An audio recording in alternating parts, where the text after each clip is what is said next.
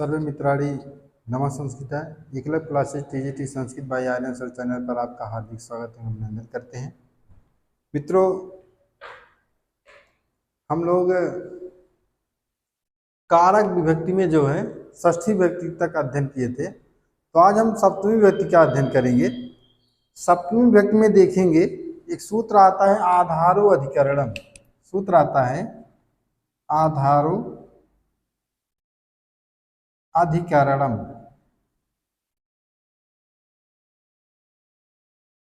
आधारो अधिकरणम देखेंगे, यहाँ आगे लिख लेंगे हम, क्या लिख लेंगे? सप्तमी विभक्ति। सप्तमी,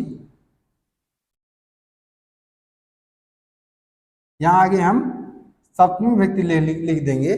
तो कह रहा है कर्ता और क्या है? कर्ता और कर्म के द्वारा, कर्ता और कर्म के द्वारा लिखते चलेंगे। कर्ता और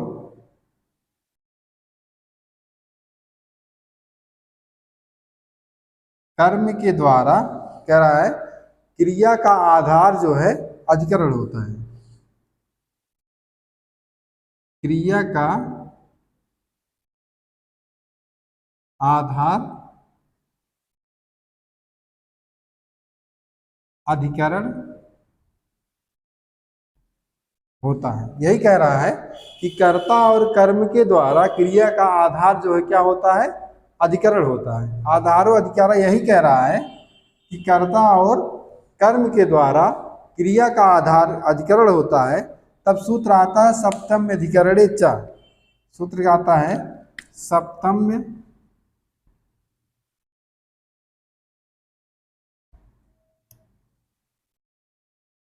सप्तम्य अधिकरणे च। क्या है? सप्तम्य अधिकरणे च सूत्र कहता है कि अधिकरण में जो है क्या कहता है? अधिकरण में सप्तमी विभक्ति होती है।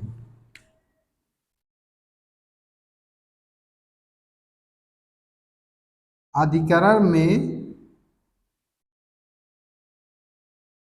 सप्तमी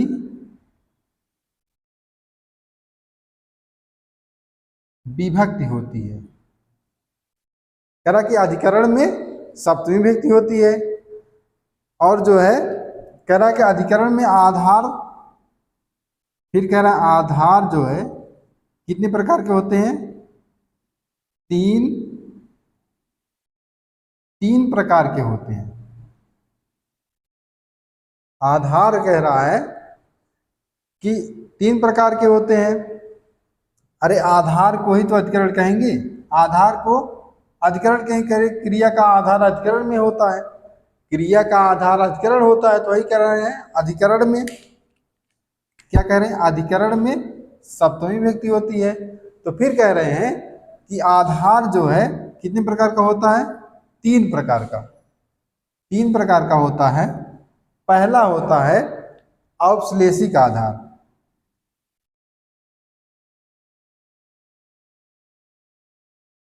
औपश्लेषिक आधार। दूसरा है क्या? वैषयिक आधार। दूसरा वैषयिक आधार। और तीसरा देखेंगे, तीसरा कौन सा है? अभिव्यापक आधार। अभिव्यापक आधार। यह समझ लीजिए कि सप्तमी विभक्ति का ये औपश्लेषिक आधार, पहले तो क्वेश्चन आता है अगर कि आधार कितने प्रकार के होते हैं? आधार कत विधा, आधार त्रिविधा। कि आधार जो है कितने प्रकार के होते हैं? 3 प्रकार के होते हैं। यह आपको ध्यान में रखना है। कई बार टीजीटी में पूछा है कि आधार आधार के कितने प्रकार होते हैं? आधार के 3 प्रकार के होते हैं। तो आधार जो 3 प्रकार के होते हैं कौन कौन से होते हैं? औपश्लेषिक आधार, वैषयिक आधार और अभिव्यापक आधार। तो हम देखेंगे, पहले लिखेंगे औपश्लेषिक आधार। हेडिंग बनाएंगे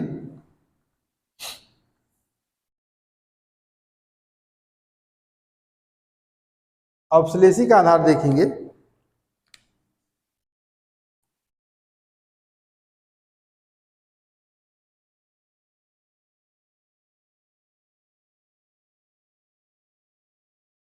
औपश्लेषिक आधार में देखेंगे, कह रहा है कि जिसके साथ कर्ता का भौतिक संश्लेषण, कह रहा है कि जिसके साथ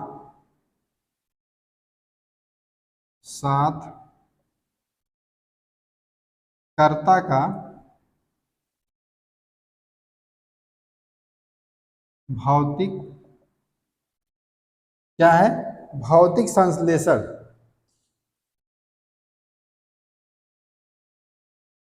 क्षणिक मात्र होता है, क्या है, क्षणिक संबंध लिख लेंगे, होता है, जिसके साथ कर्ता का भौतिक संश्लेष जो क्षणिक होता है उसे हम क्या कहते हैं, औपश्लेषिक आधार कहते हैं।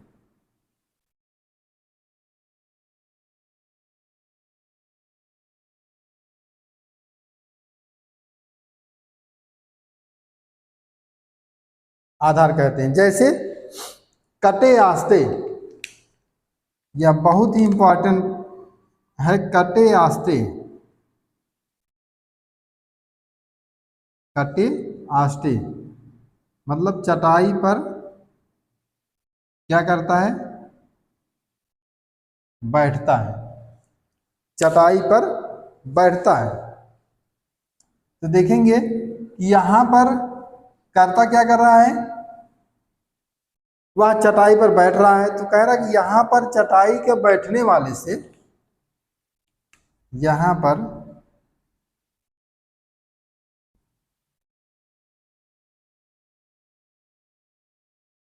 चटाई पर, वही कह रहा है कि यहां पर चटाई पर बैठने वाले का भौतिक संश्लेष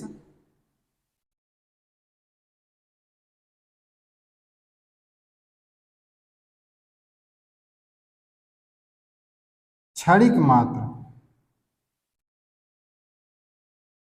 है, क्योंकि वह कह रहा है कि चटाई पर बैठता है, चटाई पर बैठने का आधार जो है यह क्या है, यह क्षणिक मात्र है, कि ज्यादा देर तक नहीं है, कि अल्प मात्र में, क्षणिक मात्र में है, इसलिए जो है इसमें जो है क्या हुआ, औपश्लेषिक आधार। औपश्लेषिक आधार यही कह रहा है कि जिसके साथ कर्ता का भौतिक संश्लेषण जो है क्षणिक मात्र संबंध होता है उसे हम क्या कहते हैं, औपश्लेषिक आधार कहते हैं, उसे औपश्लेषिक आधार कहते हैं। फिर देखेंगे वैषयिक आधार, दूसरी हेडिंग बनाएंगे वैषयिक आधार।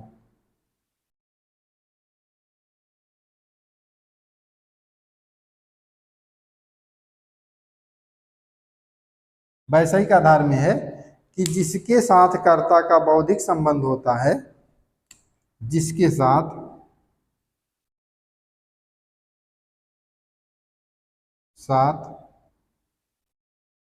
कर्ता का बौद्धिक संबंध होता है, बौद्धिक संबंध होता है, उसे जो है क्या कहते हैं, हम वैषयिक आधार कहते हैं, उसे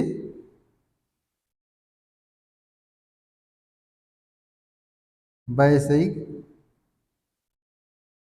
आधार कहते हैं।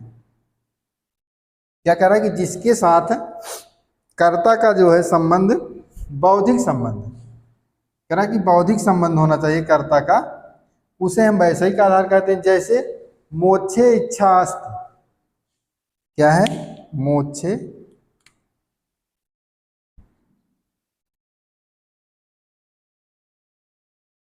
इच्छा अस्ति,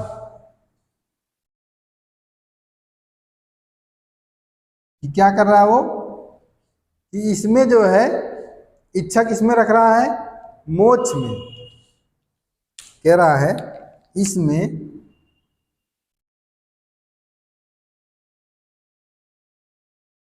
मोक्ष में जो है कौन सा आधार है, कि कह रहा है कि बौद्धिक आधार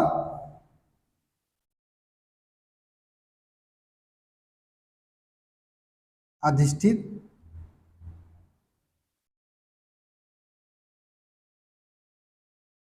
आधार है, क्योंकि यह कह रहा है कि क्या कर रहा है कि मोक्ष की इच्छा रख रहा है ना, तो वही कह रहा है कि बुद्धि से, बौद्धिक मतलब बुद्धि से संबंध होता है, बौद्धिक मतलब बुद्धि से संबंध।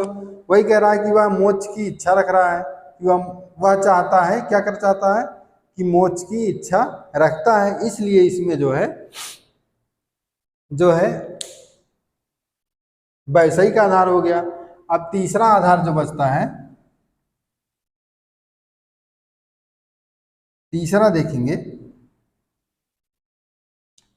लिखते चलेंगे सभी। तीसरा है अभिव्यापक आधार। तीसरा कौन सा है? अभिव्यापक।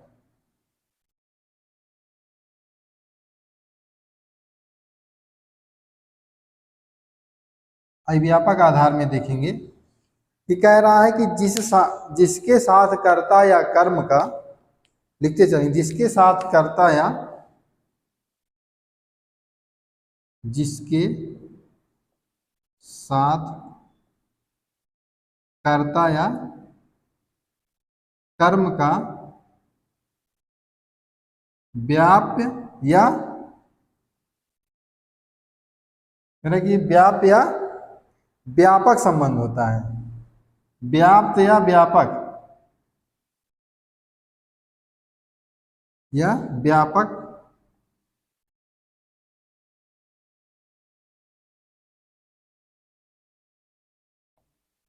संबंध होता है, उसे हम क्या कहेंगे? अभिव्यापक आधार कहते हैं। उसे हम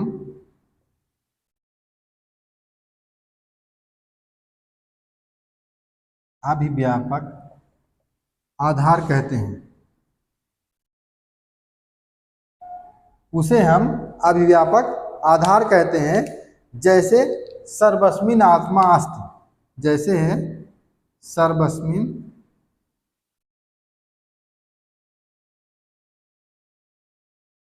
आत्मा अस्ति। क्या है कि सब में आत्मा है, सब में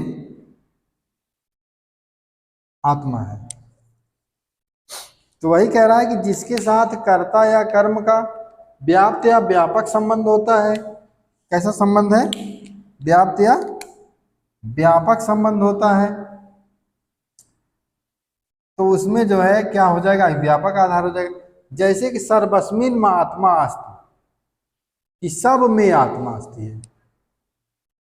भाई किस किस किस में करा कि जो भी जीव है, इसका मतलब हुआ कि जितने भी जीव हैं सब में जो है आत्मा निवास करती है। तो वही कह रहा है कि व्याप एवं व्यापक संबंध, इसका जो है व्यापक संबंध है कि सब में, सब में। भाई एक प्राणी में होता तो व्यापक नहीं होता, तो वही सभी प्राणियों में क्या है? आत्मा, आत्मा रहती है। तो वही कह रहे हैं सब में आत्मा है, सर्वस्मिन आत्मा, कि सब में आत्मा है। फिर देखेंगे, इसको एक बार यहीं लिख लेंगे। यह तीनों जो है, तीनों पूछता है, अगर मान लीजिए आपको ध्यान ना हो तो इसको आप ऐसे ऐसे रख लिख लेंगे। कटे, कटे आस्ते पूछेगा तो क्या करेंगे आप? यहां लिख देंगे औपश्लेषिक आधार, और उसके बाद पूछेगा अगर मोक्षे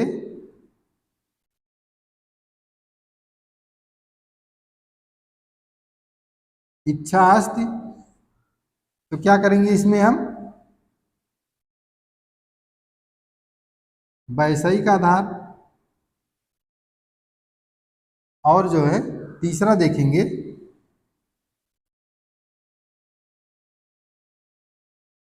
सर्वस्मिन, क्या है? सर्वस्मिन आत्मास्थ,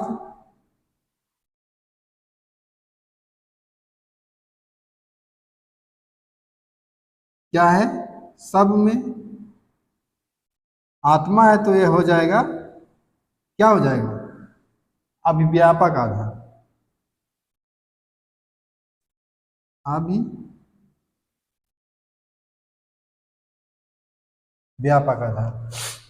तो यही आपको ध्यान देना है, इसको समझ लीजिए कि एक बार चाहे रट ही लीजिए कि औपश्लेषिक, अगर औपश्लेषिक पूछता है तो कौन मारेंगे, कटे आस्ते।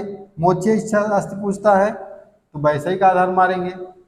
और अगर पूछता है सर्वस्मिन आत्मा अस्ति तो मार देंगे आप अव्यापक आधार। सर्वस्मिन आत्मा अस्ति अगर पूछता है तो अव्यापक आधार मार देंगे। इसमें यही देखना है, कटे आस्ति अगर पूछता है तो औपश्लेषिक आधार, मोचे इच्छा अस्ति वैषयिक आधार, सर्वस्मिन आत्मा अस्ति अव्यापक आधार। बार बार इसका रिवीजन एक जगह आप लिख लेंगे इस तरह से, इस तरह से एक बार आप एक जगह लिख लेंगे कि कटे आस्ते पूछता है तो औपश्लेषिक आधार, मोचे इच्छा अस्ति वैषयिक आधार, सर्वस्मिन आत्मा अस्ति अगर पूछता है तो क्या हो जाएगा, अव्यापक आधार। फिर अगला सूत्र देखेंगे, अगला सूत्र है कतस्य विषयस्य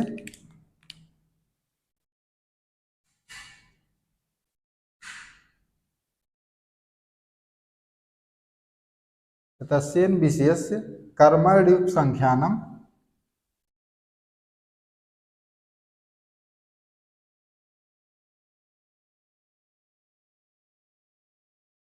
संख्यानम वार्तिक।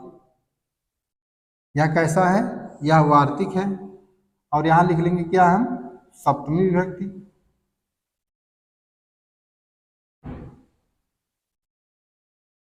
इसका सूत्र है यह सप्तमी विभक्ति का सूत्र है। तो वही कह रहा है कत प्रत्यांत शब्दों के साथ, क्या कह रहा है, कत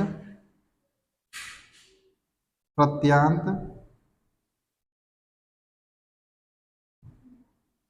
कत प्रत्यांत शब्दों के साथ इन प्रत्यय लगाकर, क्या है, इन प्रत्यय,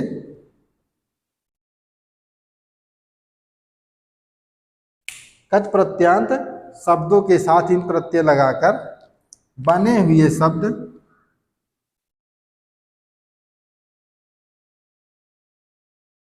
कत प्रत्यांत शब्दों के साथ इन प्रत्यय लगाकर, यहां लिख लेंगे लगाकर, लगाकर बने हुए शब्द के योग में, शब्द के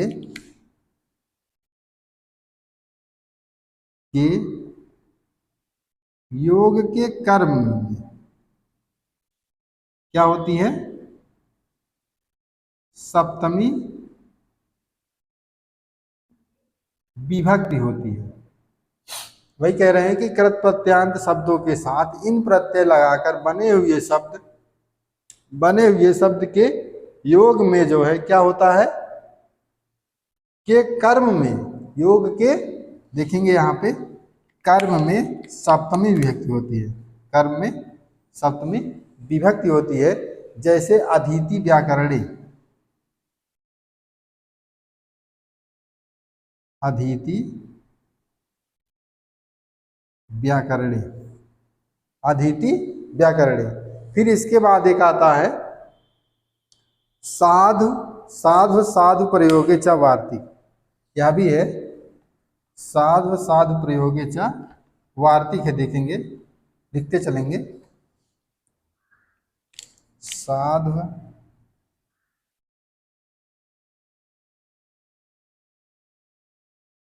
साधु प्रयोगे च, यह भी क्या है, वार्तिक है। और किस विभक्ति का सूत्र है, सप्तमी विभक्ति का सूत्र है।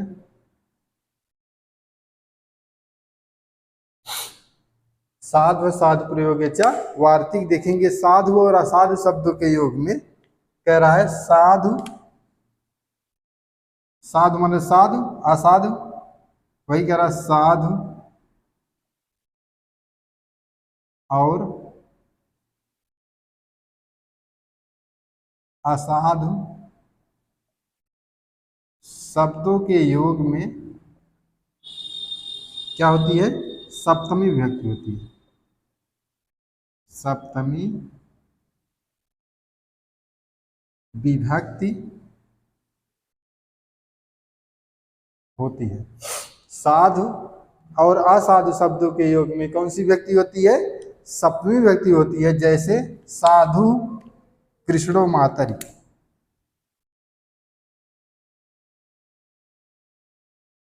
साधु कृष्णो मातर का अर्थ हुआ कृष्ण अपने माँ के लिए बहुत अच्छे हैं। कृष्ण अपनी माँ के लिए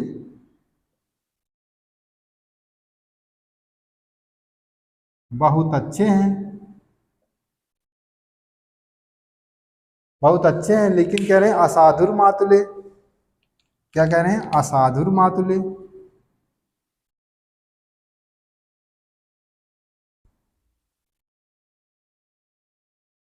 असाधुर मतलब क्या हो जाएगा कि मामा के लिए बुरे हैं, परंतु मामा के लिए क्या है? बुरे हैं। वही कह रहा है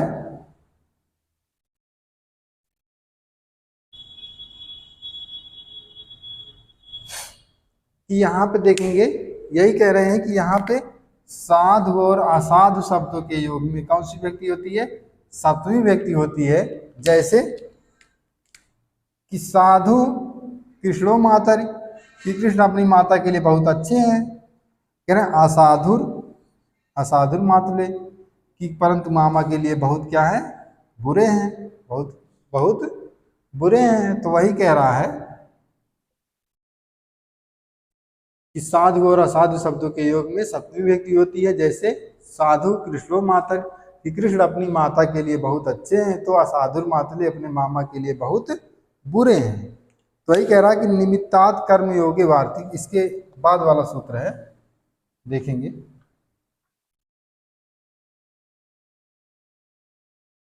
निमित्तात्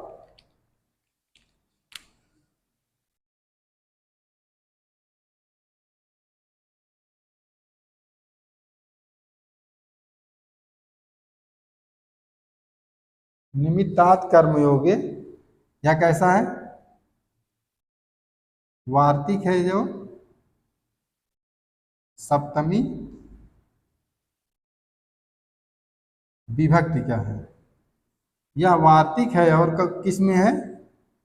सप्तमी विभक्ति में है। वही कह रहा है कि जिस फल की प्राप्ति के लिए क्या है? जिस फल की प्राप्ति के लिए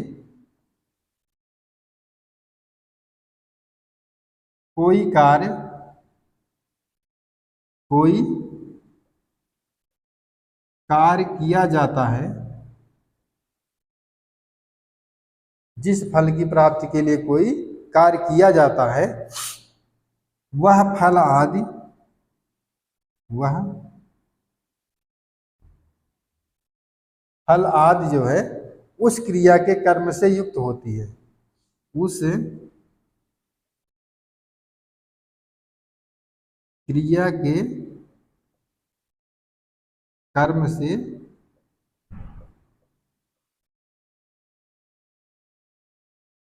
युक्त होती है। जिस फल की प्राप्ति के लिए कोई कार्य किया जाता है, वह फल आदि उस क्रिया के कर्म से युक्त होती है। तो उसमें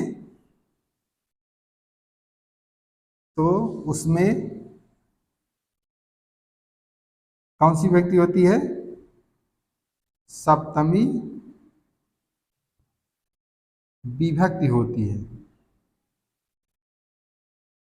वही कह रहा है कि जिस फल या फल की प्राप्ति के लिए कोई कार्य किया जाता है या फल आदि उस क्रिया के कर्म से युक्त होती है, तो उसमें सप्तमी विभक्ति होती है। जैसे चर्मणि द्विपिनम हन्ति, जैसे चर्मणि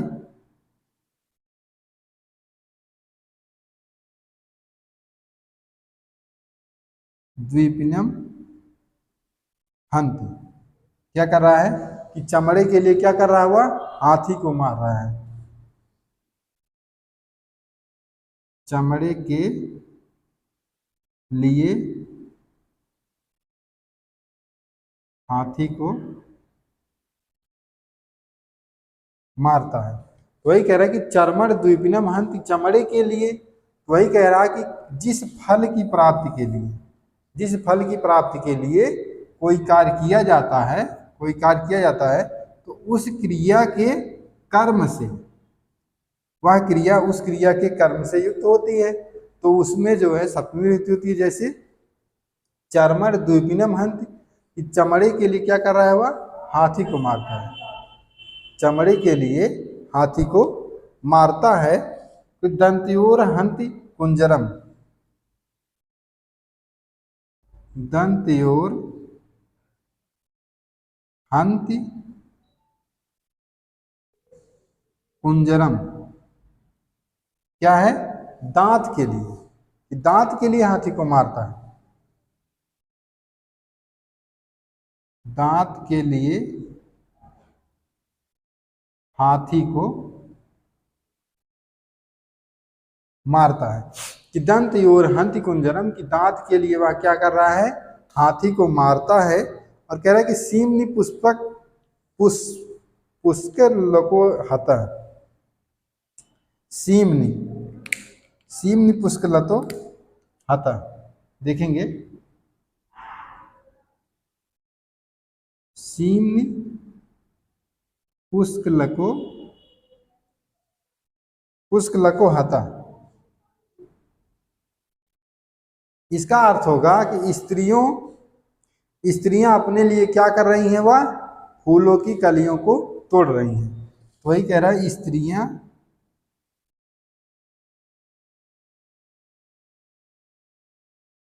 अपने लिए फूलों की कलियों को तोड़ती हैं। स्त्रियां अपने लिए क्या कर रही हैं, फूलों की कलियों को तोड़ रही हैं। तो चर्मण द्विपिनम हंति में चमड़े के लिए हाथी को मारता है। दंत्योर हंति कुंजरम, दांत के लिए हाथी को मारता है, दांत के लिए मार रहा है। सीमनि पुष्कलको हता में, कि वह पुष्प के लिए क्या कर रही है, सीमनि पुष्प यहां पर होगा, पुष्प लको हता, कि वह क्या कर रही है, कि स्त्रियां अपने लिए फूलों की कलियों को तोड़ती हैं, फूलों की कलियों को तोड़ती हैं। तो मित्रों आज के लिए बस इतना ही, अगली कक्षा में फिर आपसे मिलते हैं, तब तक के लिए दीजिए हमें इजाजत। नमः संस्कृता।